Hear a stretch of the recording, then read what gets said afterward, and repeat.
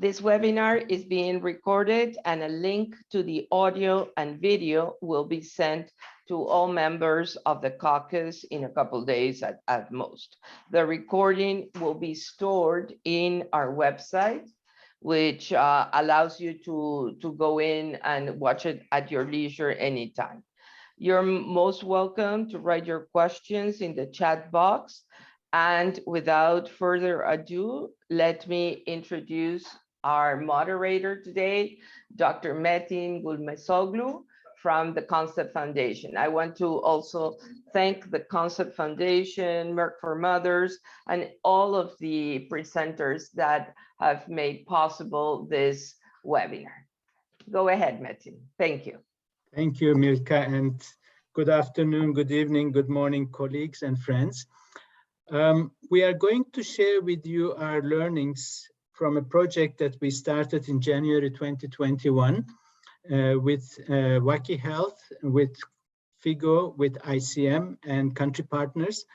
And the idea behind the project is to accelerate access to WHO recommended PPH medicines with a specific focus on Histobocapetoscene and tranexamic acid, because at the time, those were the two newly recommended medicines. And we hypothesized that we would need to have a normative policy change. We would need to develop clinical protocols, job aids, and fit all of this into an access framework. And basically, at the end, accelerate and facilitate access to these important key medicines. We are now coming to the middle of year 2 of the project, which will end in December 2022. And we have a lot of learnings, and we want to share these with you.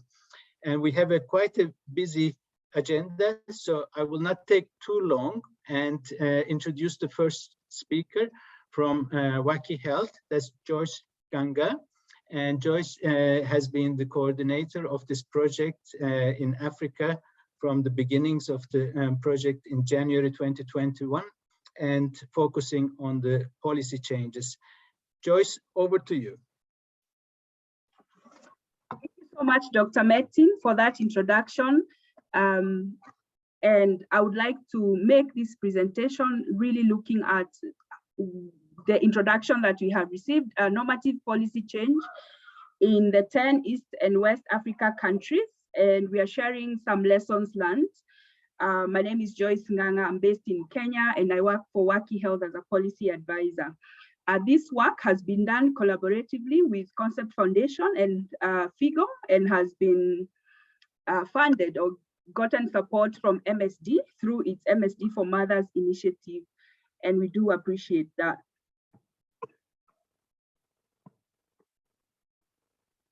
So this is about Waki Health. We work, our vision is health for all, and we work to champion the end of life-threatening epidemics and health for all in Africa by influencing political priorities through an effective evidence-driven Pan-African civil society voice and action.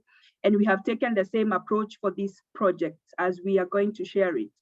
So to take you slightly back, we began this project we had a first phase in 2019, 2020, and then launched another phase in 2021 and 2022.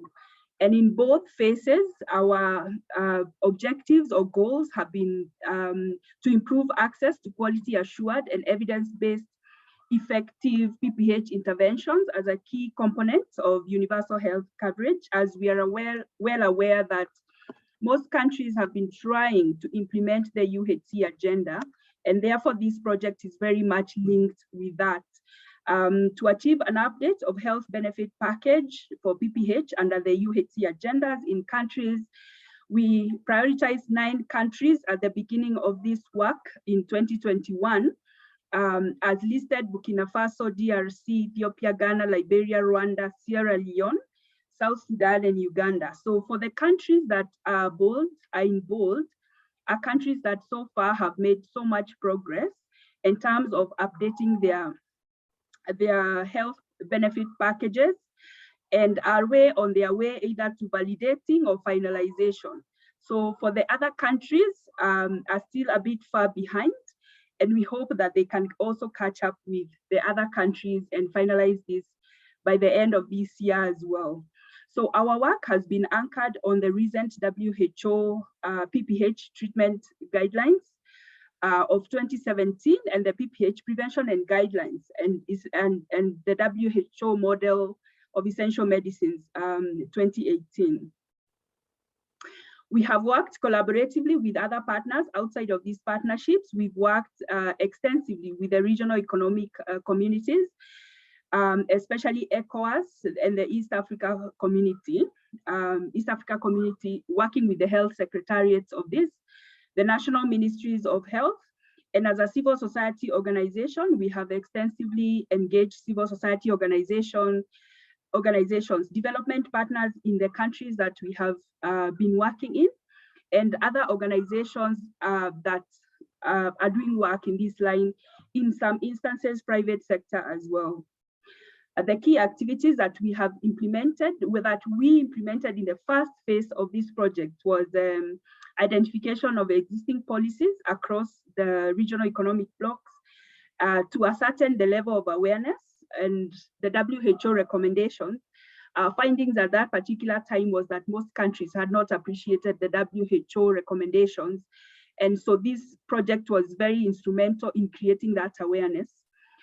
Secondly is the development of advocacy activities that were tied into health programs of the two regional economic communities. So what we did was to tie the advocacy activities that the RECs had already prioritized.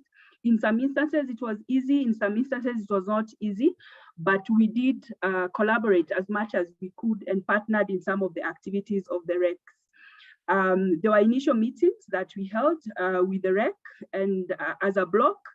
And the interesting part is that the REC championed or wanted all the countries to move together, even though all the countries did not finalize or did not finish this project on time. But the position of the RECs, which was very instrumental in this project, was like all countries must move together. And so we were able to bring all the countries together under that umbrella.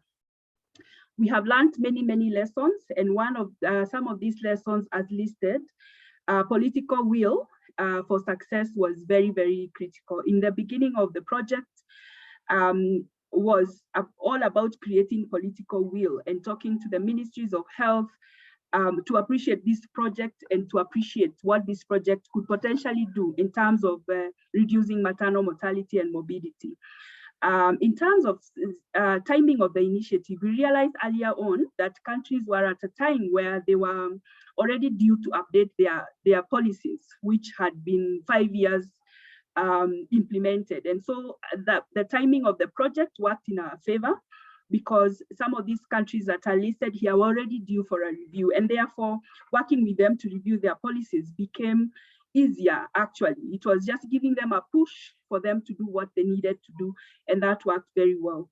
Of course, the partnerships and collaborations with in-country partners to support the Ministry of Health in updating the national PPH guidelines and the essential medicines list was very critical. Being a civil society organization, we engaged our counterparts in the countries where we were to just give this push to the ministries of health, and that in terms of advocacy worked really well. Influencing policy in multiple countries at the same time was very challenging. And it happened that when this project was initiated, that COVID-19 also hit. And therefore trying to do policy change in a time of COVID-19, where the attention of the ministries of health was directed to, responding to COVID-19 and its impacts was really difficult. But this project still found its place, as maternal health is a very key essential service that most countries and ministries of health appreciate.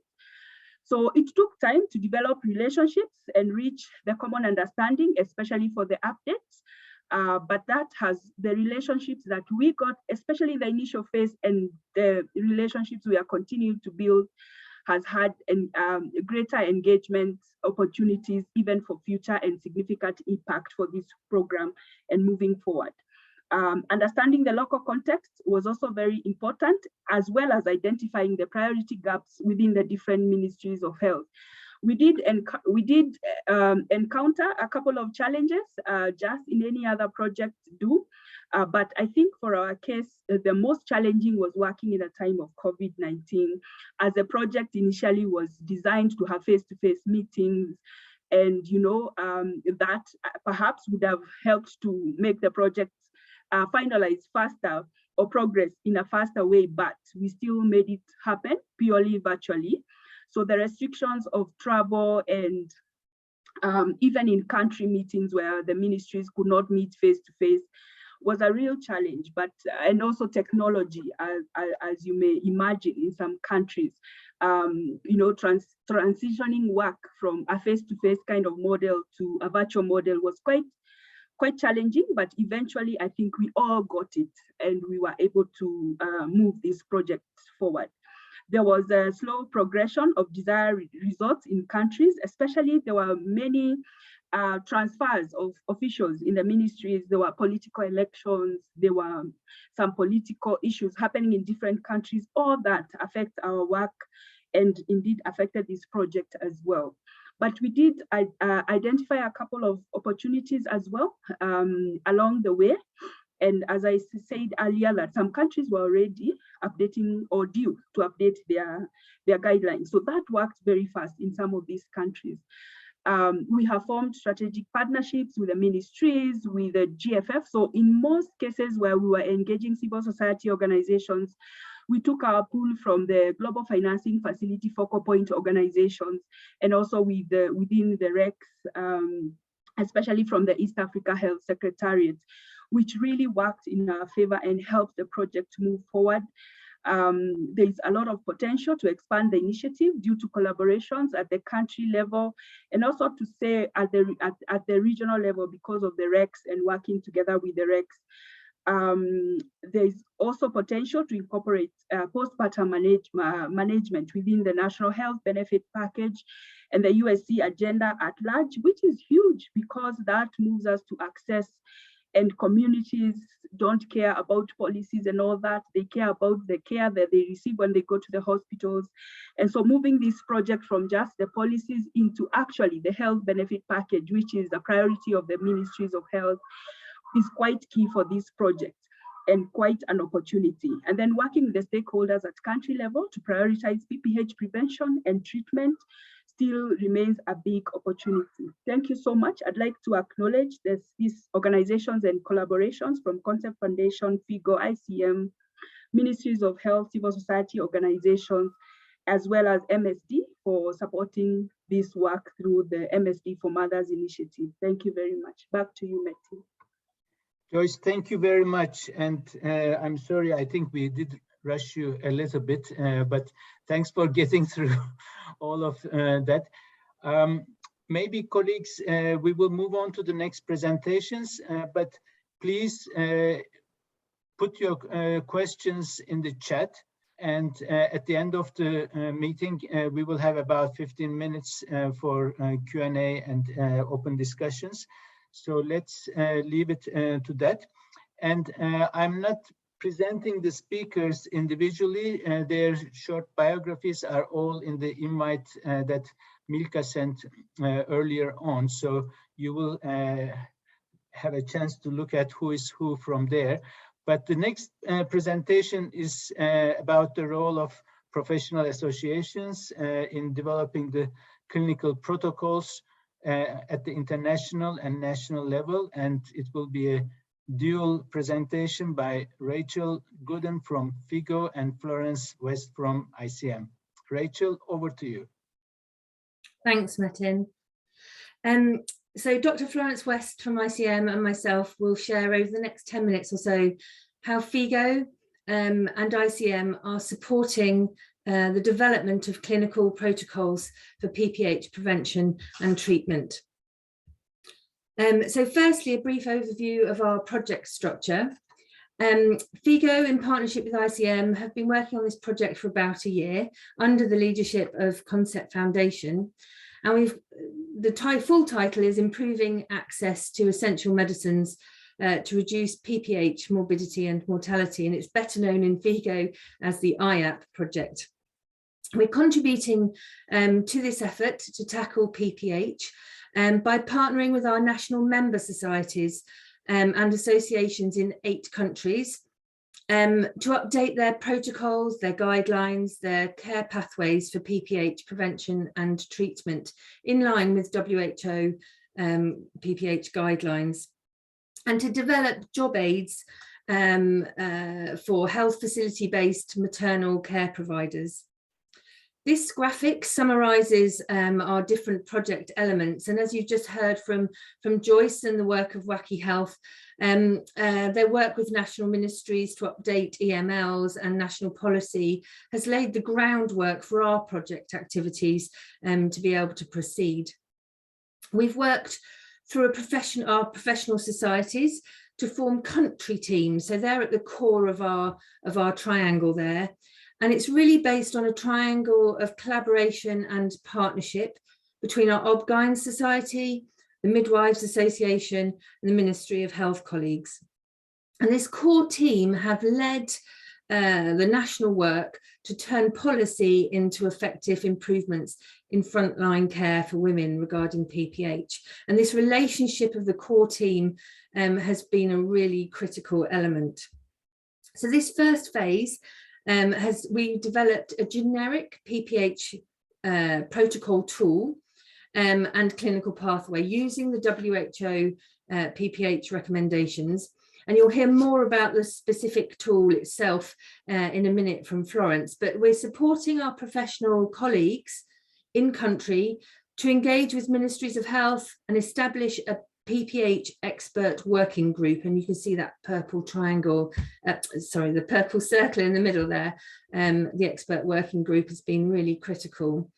With the EWG, we've held 2 virtual workshops, and workshop 1 really aimed to raise awareness of the WHO PPH recommendations, discuss and appraise the current national PPH guidelines and protocols, and develop a plan to adapt the FIGO generic PPH protocol and clinical pathway to meet the needs of the particular country.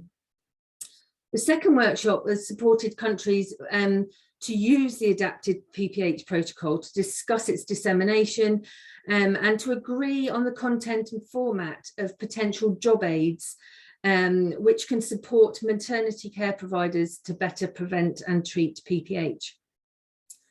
We have and are encouraging national government health promotion departments to be involved in those second workshops, and also local graphic designers are helping to develop the job aids. The final element of our project structure really is that arrow on the right hand side at the bottom around dissemination. So I have the national PPH protocol and the job aid package, and then it's really critical at how we get that out there to frontline staff. And so we are ensuring that we can share that knowledge, package that information, and get those tools to help improve PPH care provision at the front line. So I'm going to pass over to Florence just to explain a little bit more regarding the generic protocol tool that we've been using. Thanks, Rachel, and thank you, Metin, and the team for coordinating this this workshop webinar. So we have developed a generic protocol, which we have presented in the first workshop to expert working group members in each of the countries we're working in. And they've been able to use the generic protocol to enhance or develop their current national protocols. The content of the protocol is based on the World Health Organization PPH recommendations, primarily from 2017 and 2018.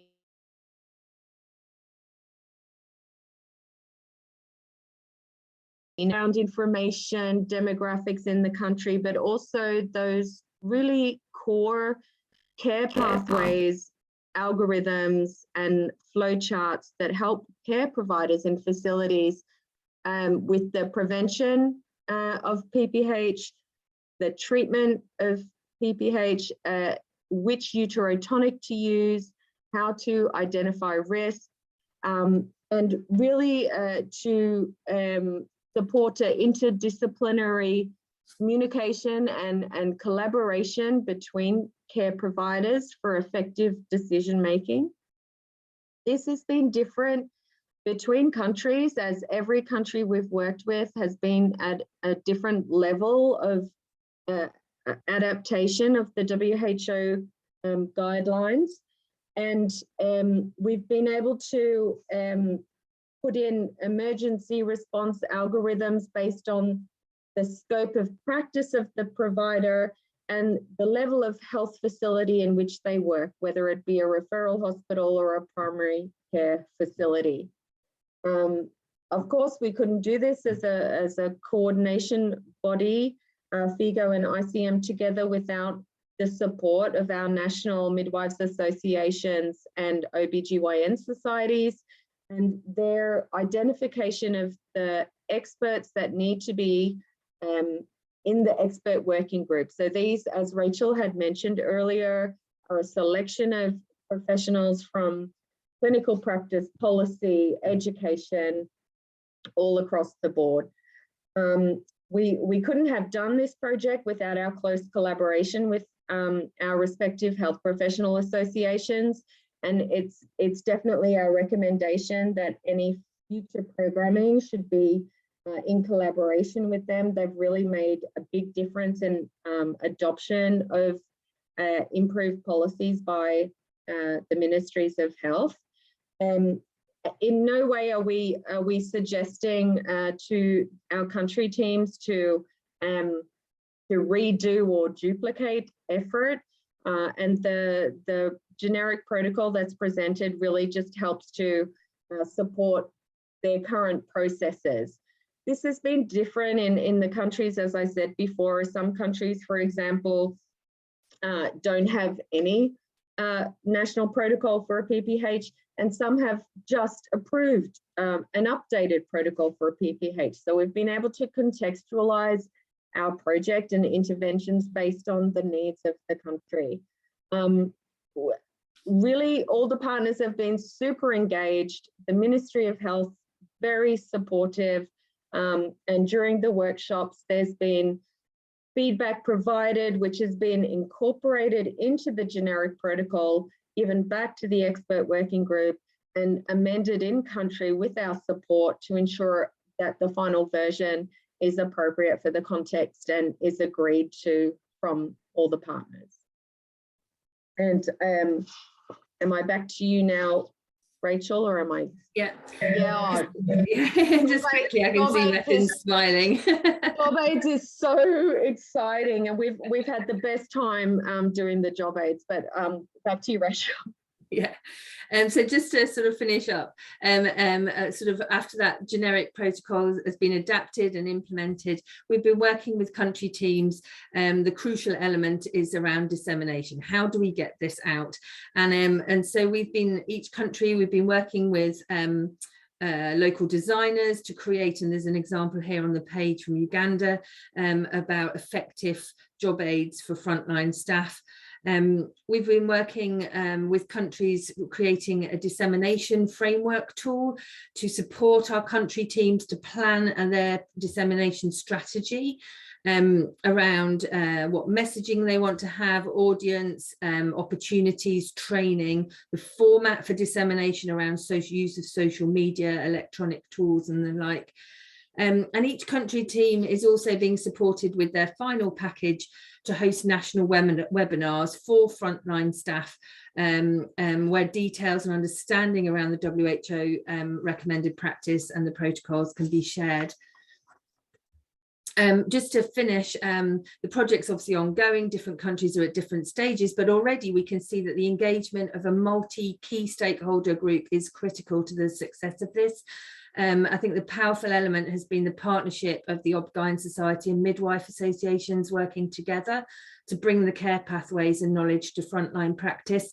And this photo just shows some multidisciplinary on-site clinical skills training in management of PPH, which has been happening for a few years, but as a result of this FIGO IAP project, for the first time, pre-service training and management of PPH was attended by both medical and midwifery students and supported by the Rwanda Society of Obstetricians and Gynecologists and the Rwanda Association of Midwives. So this shows a really positive way and outcome and hope for improving the access and use of the essential medicines and best practices for women regarding PPH. Thank you. Back to you, Metin. Thank you, Rachel. Thank you, Florence. And I have to say that the clinical protocols and job aids are probably the most exciting part of this project, because they are really the link between the policy and the actual practice. And because they are being prepared by the national associations, I think they are all locally relevant as well. But let's hear from the frontline clinicians. Tesfaye and Sam are going to give their perspectives on this from Ethiopia and Uganda. I think we are starting first with Tesfaye. And there's, before I give the floor to Tesfaye, Rachel, there is one question from Jane Briggs about whether the generic protocol is accessible on the internet, and if it is, can we have the link? Yeah, so we've just finalized it as a sort of shareable tool, because it was a sort of internal working tool initially, and we can see the value of sharing that more broadly. So we've just beginning to finalize that for something to be able to share. So it will be accessible on the FIGO website. It isn't there yet, but it will be. We're just getting it uploaded, and I believe it will be on Concept Foundation as well. Yeah, good. So we will inform everyone once the links are accessible and available. And as Milka suggested, all the other tools developed through the project as well. Okay. Tesfaye, over to you, the view from Ethiopia on this project. Thank you very much, Dr. Metin. So I will summarize what we have done in Ethiopia within the coming couple of minutes. So to start with, there is a gradual, reduction of maternal days over the past 3 decades in Ethiopia. I think you need to share your show. You are sharing. Just, yeah. Okay. Thank you. So with the latest figure showing 401 maternal mortality ratio per 100,000 live births, there is a slight reduction in maternal days in Ethiopia. This is attributed to increased antenatal care, increased access to safe abortion, increased contraception, and other general increment in services in maternal health services. So, but still, annually, nearly 12 to 13,000 women die while giving birth. This is a very huge number, and we are very far behind our both national and global target of maternal days. So again, among these maternal days, a significant proportion of maternal mortality, nearly half of these maternal days, is attributed to postpartum hemorrhage. So what are the current working documents in the country? The latest management protocol that we have in the country is Obstetric Management Protocol, which was published in May 2021. This management protocol has incorporated 2 of the most important PPH medications, medications that are used in the prevention and management of postpartum hemorrhage. These are Histobocapetoscene and tranexamic acid. So this is the latest document that we have in terms of obstetric management. The other important document that we have is quantification report and procurement plan. So which tries to quantify important health commodities in the country, especially pointing out important commodities that are used in the intervention of important healthcare interventions like postpartum hemorrhage. So this document will give a direction towards, what are the important drugs that are necessary in order to, improve healthcare in the country. So both tranexamic acid and heat-stable carbetocin are incorporated in this important document. So this will help the country in order to, put an important, financial implication by focusing in the most important medications for health intervention. The other important document is Essential Health Service Package. So this document incorporate again the most pressing health challenge of a country. So those health interventions will be classified as a high priority and low priority. So those high priorities are those healthcare or health interventions that are driving the maternal mortality and which really needs a priority in the country. So postpartum hemorrhage is classified as one of the high priority essential health service in the country, which means all interventions in line with postpartum hemorrhage or every kind of intervention in the line of postpartum hemorrhage is considered as a high priority in the country. So saying this, what have we done for the past 1 year in collaboration with different stakeholders? So with this project of introducing innovative drugs in the reduction of that will help in the prevention and management of postpartum hemorrhage, which will will reduce maternal mortality. Last year, we did the first thing that we did was stakeholder mapping. So the ministry, the Ethiopian Federal Ministry of Health, was identified not only as an important stakeholder but as a leader of this project. So other institutions like professional societies, non-governmental organizations working in the area of maternal health, academic institutions, and clinicians practicing both in governmental and private institutions were pointed out as an important stakeholder to adopt this important document, which will be used in the prevention and management of PPH. And then with this, we received the generic protocol.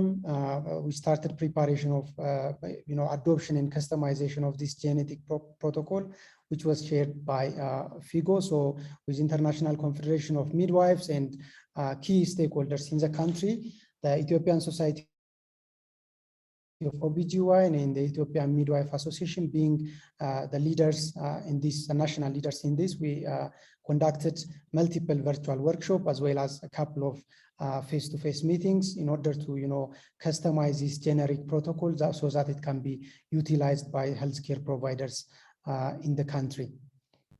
So the issue of tranexamic acid was also addressed. Tranexamic acid is currently included in the Ethiopian essential medical list, and heat-stable carbetocin is not currently included, but the roadmap towards inclusion of heat-stable carbetocin has been laid out, and it will be included eventually.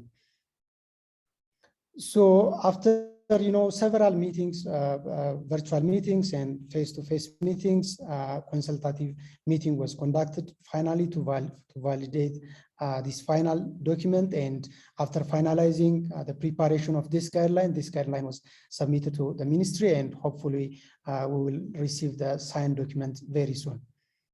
The next step, as it has been outlined by colleagues from FIGO, job aid preparation and dissemination of these documents so that they can be utilized by healthcare providers.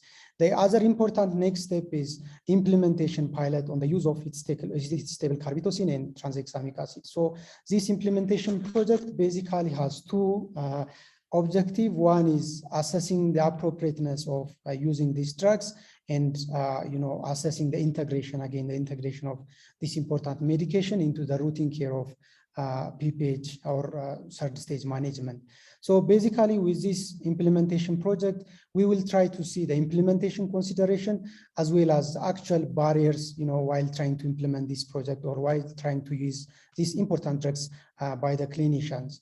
So we have identified 4 sites, 2 BMOC sites or 2 sites which will give just basic obstetric service, and 2 CMOC sites or sites which will give advanced obstetric care. So we have received all the ethical clearance from these 4 sites, and we are hoping to start the implementation research in June. So I want to acknowledge all the stakeholders who have been supporting this project. Thank you very much. Over to you, Metin. Thank you, Tesfaye, and it's great piece of experience, and I think we all appreciate the steps and the challenges that have to be overcome. Sam, over to you for your take on it from a Ugandan perspective.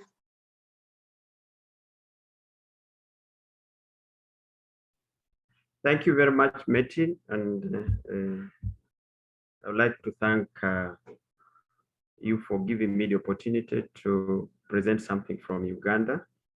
And good morning, good afternoon, good evening, everyone. I'm just going to share briefly about what we've been able to achieve within the Ugandan context. Now, just to put into perspective, when we looked at our maternal deaths for the last fiscal year, you see clearly here that obstetric hemorrhage is basically contributing to the majority of the maternal deaths. And the PPH basically takes a lion's share. That's about 80% of all the obstetric hemorrhage in Uganda is contributed by PPH and followed by hypertensive diseases in pregnancy. Now, when you look at the pattern, according to the level of facilities, from the lowest facility where the woman comes from to the national referral facility, you see that the majority of the deaths which are happening at the lower facilities, across all levels, PPH is contributing, but when you look at lower facilities, PPH is basically the leading cause. This may be primarily because that hemorrhage after childbirth doesn't give you a lot of time to act.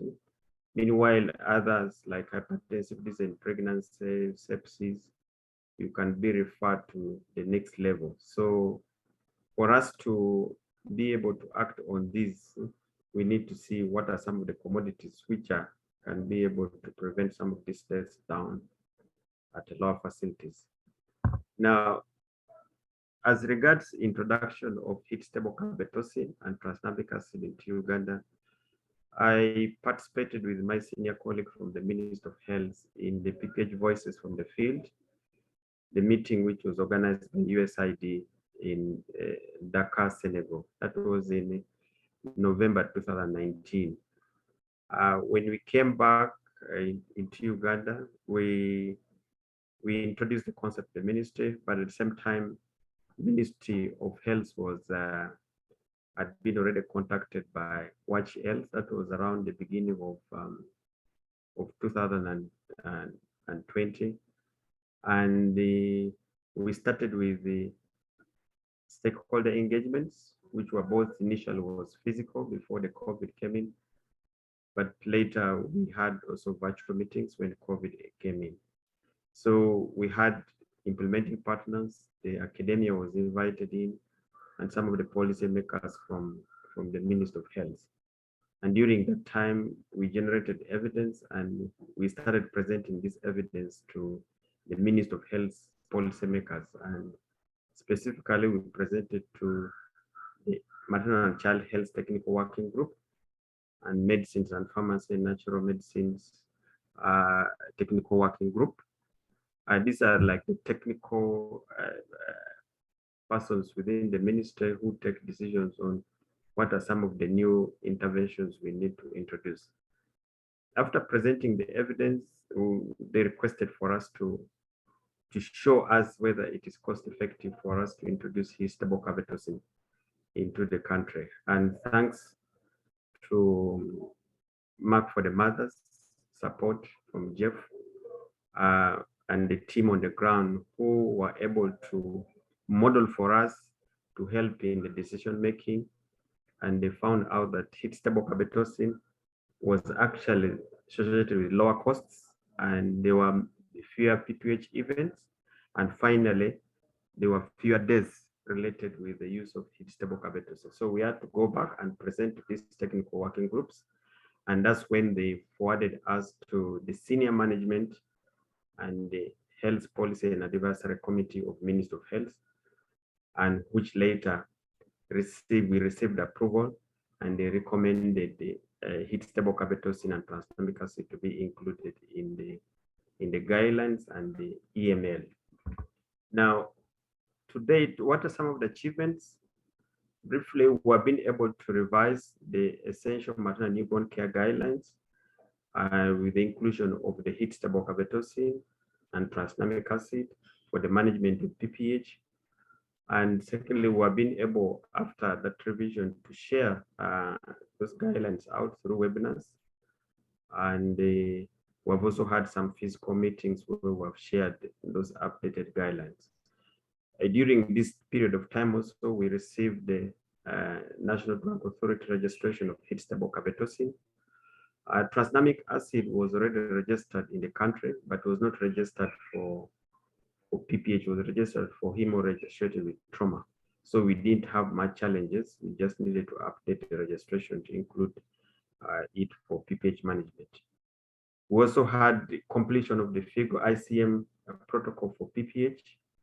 And as we talk of now, we have the Minister of Health has identified a consultant to start the revision of the essential medicine list for Uganda, and the process is beginning next month. We hope by end of July the revision is finished, and we've been invited to give in which drugs we need to be included and the justification, and we are so grateful for the opportunity. So what are the next steps?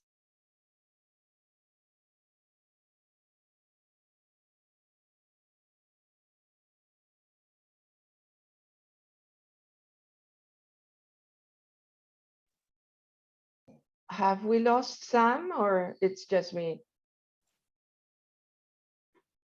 Metin, you're in mute. I think Sam froze. He was just starting the next steps. Yeah, plans to improve access. Okay, you want to take it, or? Let's give him a couple of seconds to come back. Okay. Are you able to advance the slides, Milka? No, but I would have I have his slides. If you wish, I can do that. Sam, can you hear us? You are muted. I think he's back. Yeah, there he's back. Good. I can hear you. Sorry, where did you lose me, Martin? At the next steps. Next steps, okay. Next steps, yeah. I think this is, yes. Let me just put slideshow. Sorry. No, thank you. Thank you. We understand sometimes we have these problems. So it was just a few seconds. Yeah. We're working with continue disseminating the guidelines to the frontline staff, but also there are plans by the Ministry of Health to include the procurement of Histobocapetoscene in the next financial budget. But already they have identified some funds to procure Histobocapetoscene from the World Bank Fund, which is being operated by the Reproductive Health Division. And we're working with academia to see how their curriculum should include the new two commodities, that the people who are coming from pre-service should be able to know the correct use of Histobocapetoscene and Transdamic acid. And there are already plans to do an implementation research on the introduction of Histobocapetoscene, and I'm glad that Concept Foundation is supporting this in 3 facilities, two BMOC facilities, and then 1 national referral facility within Uganda. And in the revision of the guidelines, we're advocating for inclusion of the 2 drugs so that the lower facilities can access it. The challenge usually is that sometimes if you left them, they can determine that this drug be restricted to only higher facilities. But this time we're seeing from the mortality which occurs as low as health center 2, that these 2 drugs should be available wherever the woman will be delivering from. And finally, I would like to acknowledge, sorry, my slide.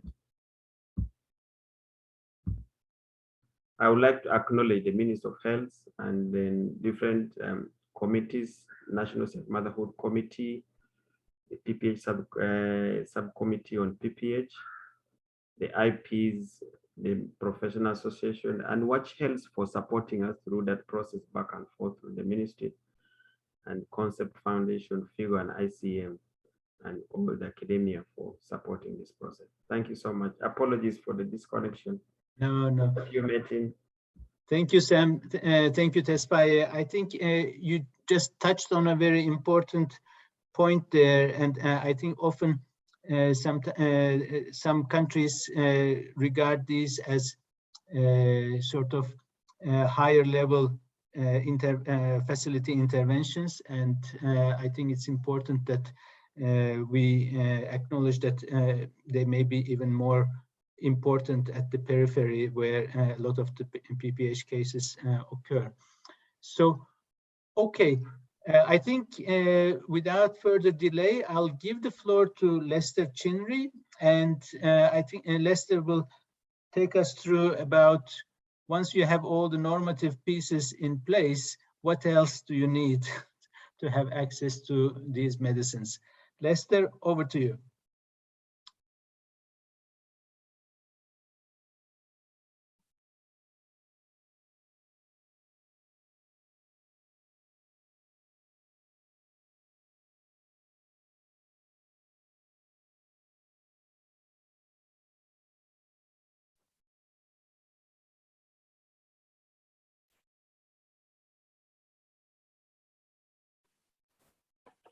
Thank you, Metin. Let me just work out the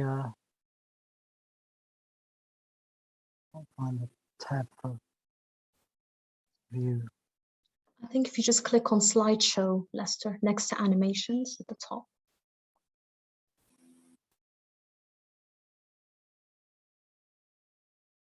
Oh, it's not there.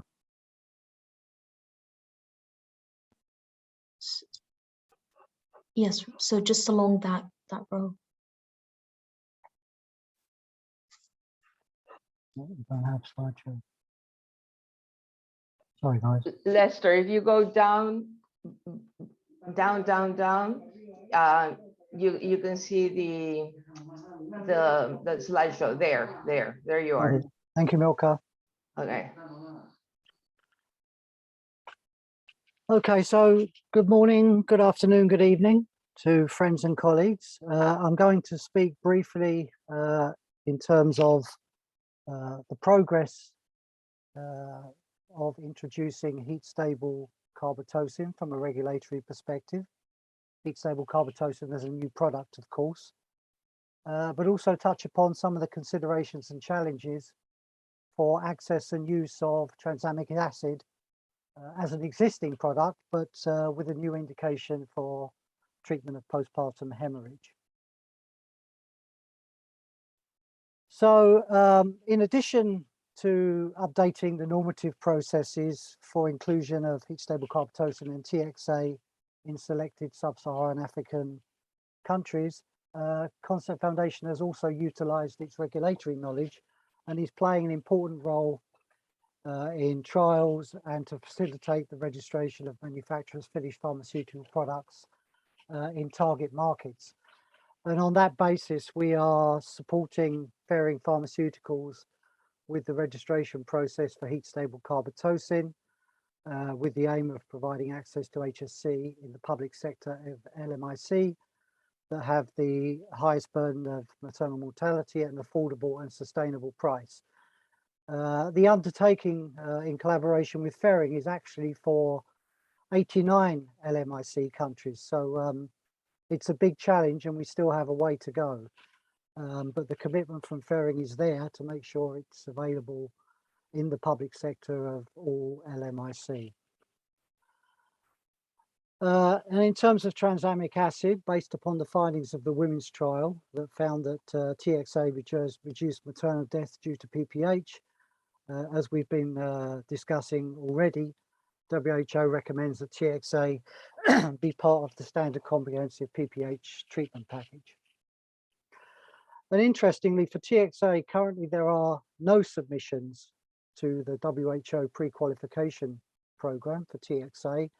Neither are there any products in the pipeline. So basically, despite the new guideline, there has up until now not been any manufacturers who have considered submitting their products to WHO pre-qualification, which of course for all medicines in our field is an important step and as part of the pathway towards access to quality assured medicines in LMIC.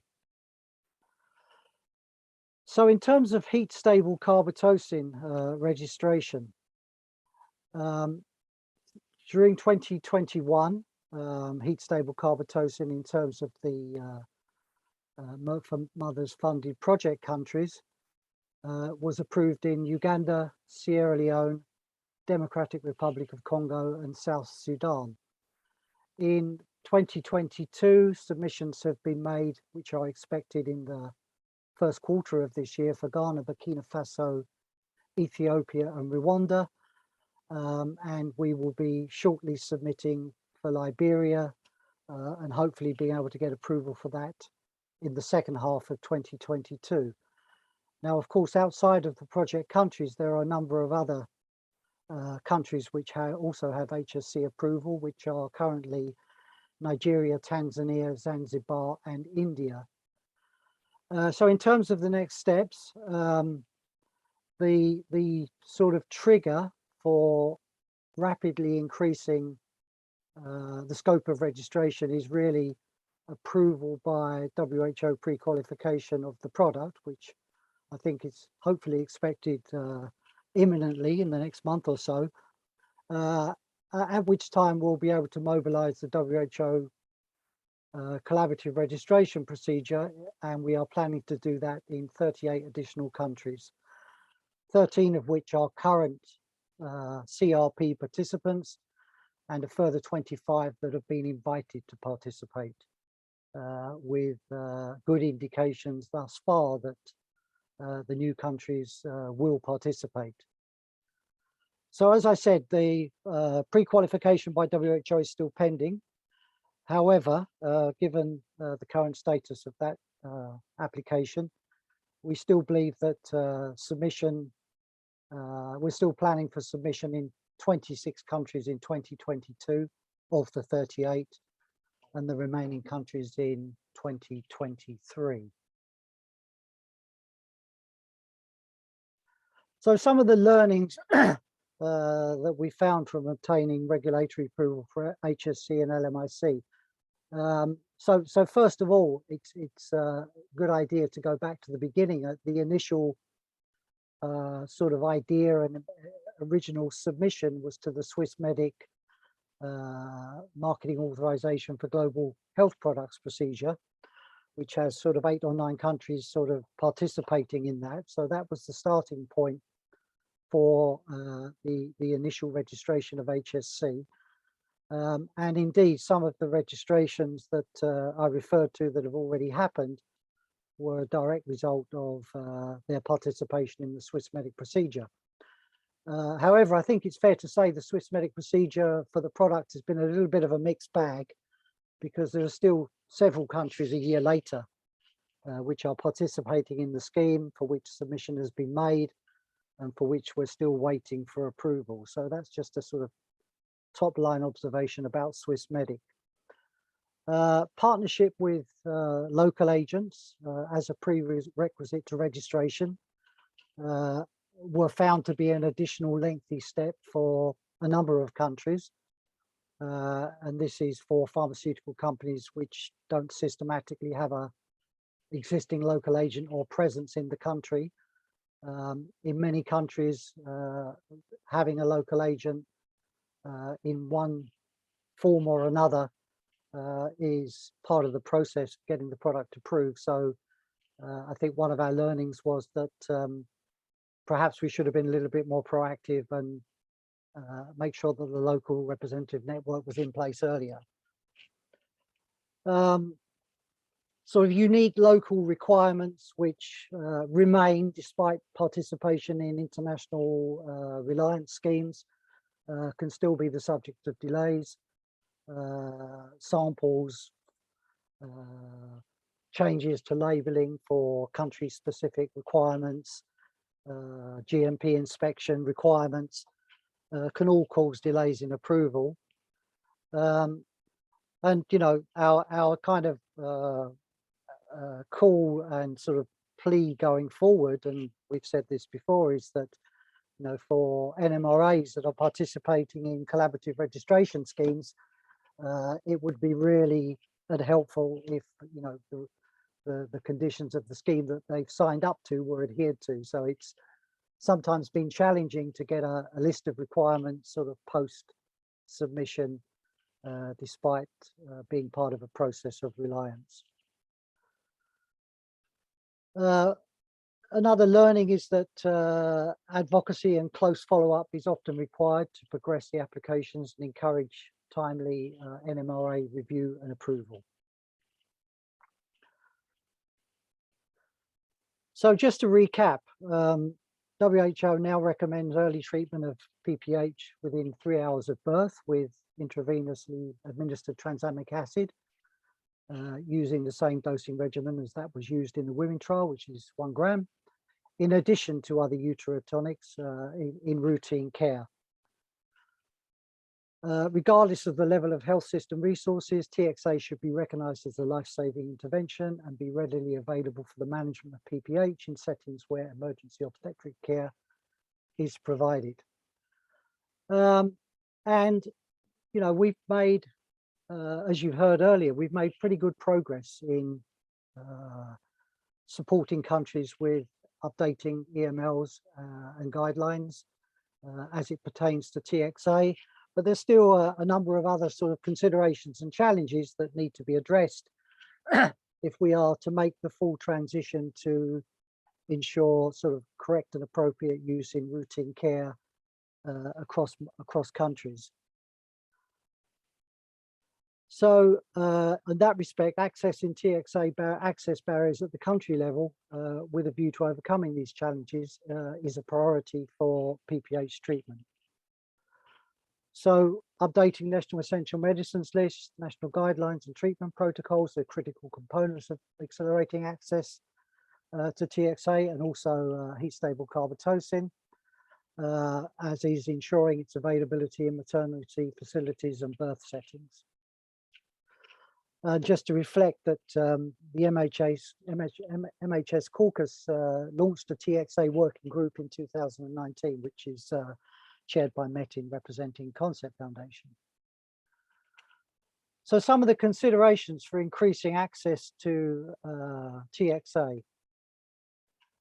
In limited resource settings, the ease of storage and administration of TXA are important factors in the context of PPH treatment. So it's a big plus that there are no sort of cold chain requirements. It's a relatively robust molecule. So this certainly is a positive attribute in terms of utilizing TXA.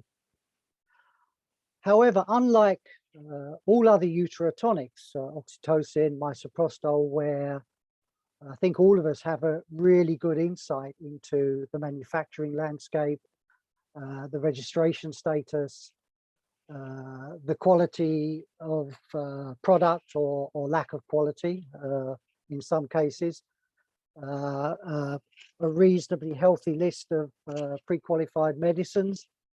For TXA, there is currently limited visibility into the manufacturing landscape in terms of what is the scope of manufacturing globally, the registration status of multiple drugs and availability on a country-by-country basis,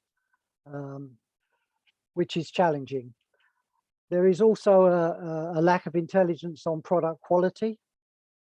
We know there are a number of stringent regulatory approved products which are available in some countries, but at the same time, there are multiple products from unknown sources. And perhaps more worryingly, there's some initial emerging concerns around quality of TXA from initial studies that we've carried out in collaboration with other partners. And more extensive research is required around TXA quality, the extent of TXA quality, and also a WHO pre-qualification pipeline needs to be established in order to bring TXA in line with all other medicines and support their access and support procurement decision making. And quality comes first. Precautions should be taken to ensure procurement of quality assured TXA.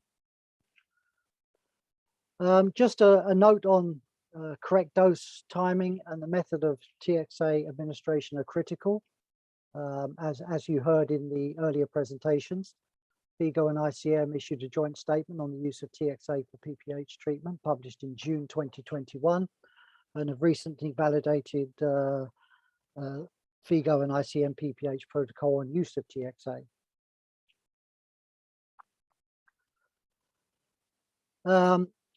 And very recently, WHO issued an alert on the risk of mistaking TXA for spinal analgesia resulting from inadvertent intrathecal injection. So there had been a couple of issues from a couple of different countries whereby TXA had been mistaken for a different medicine which had been used, which had a serious adverse consequence. So care needs to be taken in proper labeling and separation of TXA in a clinic setting from other medicines. So in summary, despite the WHO guidelines, both HSC, Histobocapetoscene and TXA are still underused or not used at all for PPH in many high burden countries, and that needs to change. On the plus side, HSC is currently being registered across LMIC and its availability will increase significantly. TXA is available in many countries, but is not registered for PPH treatment use. More research is required on manufacturing, registration and product quality in individual countries. National guideline updates and regulatory approval of both drugs are needed for their optimal uptake. Generating local evidence is very beneficial. And we need to develop some monitoring evaluation indicators to ensure appropriate procurement and use of both HSC and tranexamic acid. Thank you very much. Thank you, Lester. We have about 9 minutes left in the webinar. So Sarah, over to you, and I will ask you to be brief if possible, so that at least we can finish the presentations. Thank you.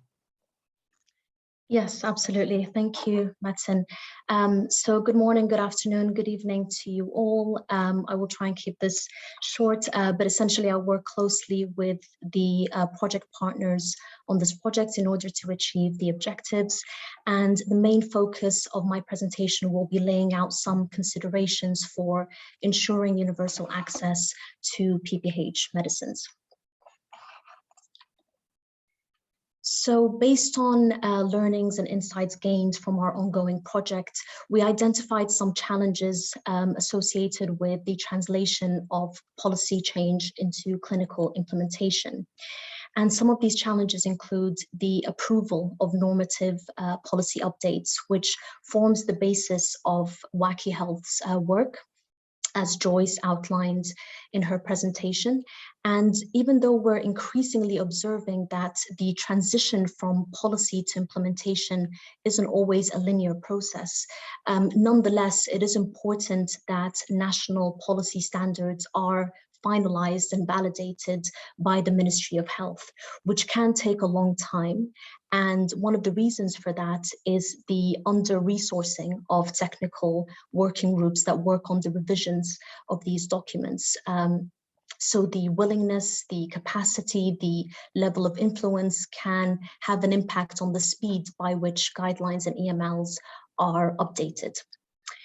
Another challenge is the translation of guidelines into meaningful patient care outcomes across multiple contexts. And this is partly due to the need for effective training on PPH prevention and treatment. So that definitely should include the clinical protocols and also supportive job aids. And a large challenge is the availability of essential quality assured PPH medicines. And although it is a great achievement to bring about policy change and to develop national PPH specific protocols, but countries need to be, the willingness from countries to procure and register these essential medicines will undoubtedly impact the scalability and the sustainability of clinical implementation. So in the context of our project, we identified three components which we believe serve as important considerations for ensuring universal access to essential PPH medicines. And these components are generating local evidence, cost effectiveness, and updating health benefit packages in line with UHC attainment. So I'll briefly go through each of these, starting with generating local evidence. So as Dr. Anonge and Dr. Harisa mentioned in their presentations, Concept Foundation will conduct pilot implementation research in a subset of our project countries, and the countries are Burkina Faso, Ethiopia, Ghana, Sierra Leone, and Uganda. I won't go into detail into the objectives as that was highlighted in Dr. Harisa's presentation, but essentially we're trying to identify an effective and scalable model for successful introduction of these essential medicines into clinical practice. Moving on to the next component, which is cost effectiveness.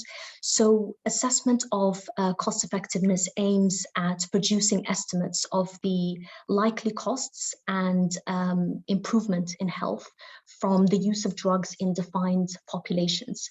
And this is in comparison to the current standard of care. So when we think about the health and cost implications associated with the use of a uterotonic for PPH prevention, as we can see on the screen, the direct medical as well as indirect non-medical costs need to be factored into the assessment of whether heat-stable carbetocin is more cost-effective than the other available uterotonics. And therefore, cost-effectiveness analyses and health economic modeling can help inform resource allocation decisions by providing insight into the comparative costs and health benefits of different interventions and local contexts. And we believe that this is an important part of the process that should be included when advocating for ensuring universal access and availability. However, there are factors to consider when assessing the cost effectiveness of heat-stable carbetocin versus comparators, and these include drug administration costs, the practicality of administration, so for example, whether a skilled birth attendant is required to administer the drug or not, resources related to PPH care, costs of cold chain transport and storage, the retreatment rate, incidence of adverse events, patient turnover, which obviously varies according to the level of health system and care pathway, and other resource implications and costs. Before I move on to the final component, which are the health benefit packages, I just want to quickly touch on UHC. So in order to ensure access to essential PPH services and interventions, which form part of the health system building blocks in the UHC diagram you can see, We also need to focus on the 5 key attributes, which you can find in the circle in the middle, which underpin the priority domains of UHC, and they're required in order to achieve equitable outcomes and impact.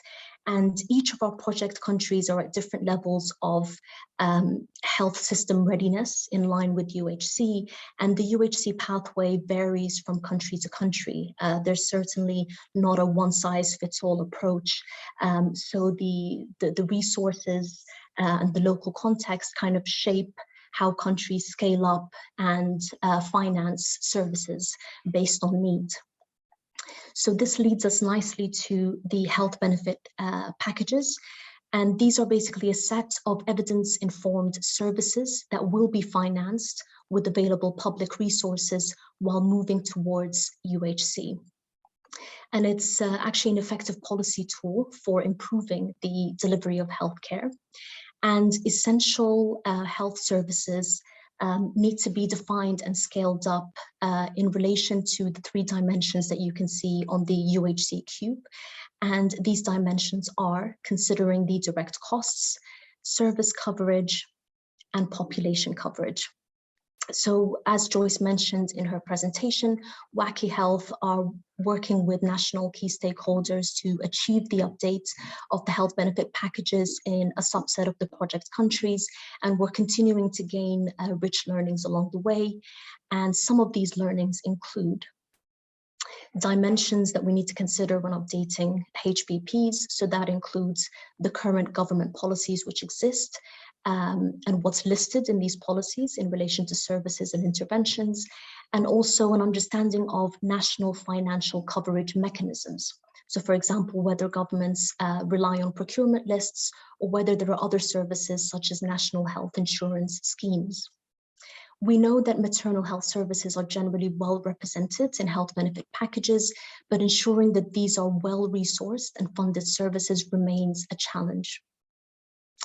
And finally, national decision makers need to assess information on health system capacity and also ensure that the services which are reflected in the health benefit packages are also reflected in the country's EML and clinical guidelines. So the two need to go hand in hand.